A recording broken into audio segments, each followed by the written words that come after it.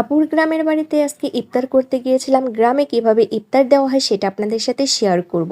গ্রামের মানুষ কিন্তু খিচুড়ি খেতে বেশি পছন্দ করে, তাই তো গ্রামে সব বাড়িতেই খিচুড়ি রান্না করে মসজিদে দেওয়া হয় এবং কি বাড়িতেও আয়োজন করা হয়েছিল। প্রথমে একটি ভ্যান নিয়ে আপুর বাসায় চলে আসলাম।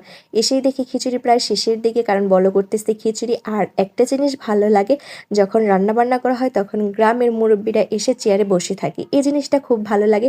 তারপর রান্নাটা দেখো প্রায় শেষের দিকে, তখন খিচুড়িটা নামিয়ে নিচ্ছে গরম মশলা দিয়ে। এভাবে ট্যাগে গরু মাংস দিয়ে খিচুড়ি রান্না করলে খেতে কিন্তু বেশ মজা লাগে। তারপরে আরেকটি পাতিলে খিচুড়ি বসিয়ে দিল, অনেক বড় আয়োজন করেছিল। তারপর দেখো সারি সারি খিচুড়িগুলো নামিয়ে নিয়েছি।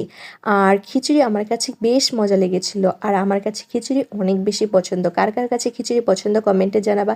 সাথে ছিল শসা, লেবু, আর ছিল খেজুর, আর ছিল শরবত।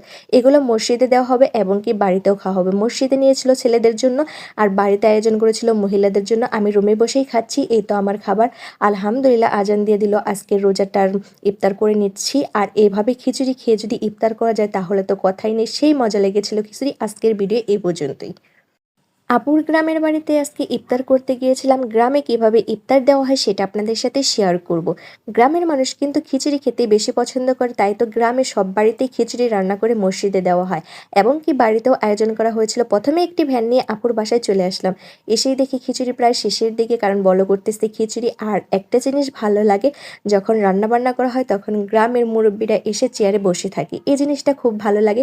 তারপর রান্নাটা দেখো প্রায় শেষের দিকে, তখন খিচুড়িটা নামিয়ে নিচ্ছে গরম মশলা দিয়ে।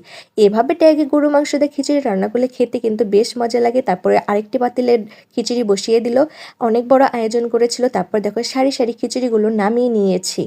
আর খিচুড়ি আমার কাছে বেশ মজা লেগেছিল, আর আমার কাছে খিচুড়ি অনেক বেশি পছন্দ। কার কার কাছে খিচুড়ি পছন্দ কমেন্টে জানাবা। সাথে ছিল শসা, লেবু, আর ছিল খেজুর, আর ছিল শরবত। এগুলো মসজিদে দেওয়া হবে এবং কি বাড়িতেও খাওয়া হবে। মসজিদে নিয়েছিল ছেলেদের জন্য, আর বাড়িতে আয়োজন করেছিল মহিলাদের জন্য। আমি রুমে বসেই খাচ্ছি, এই তো আমার খাবার।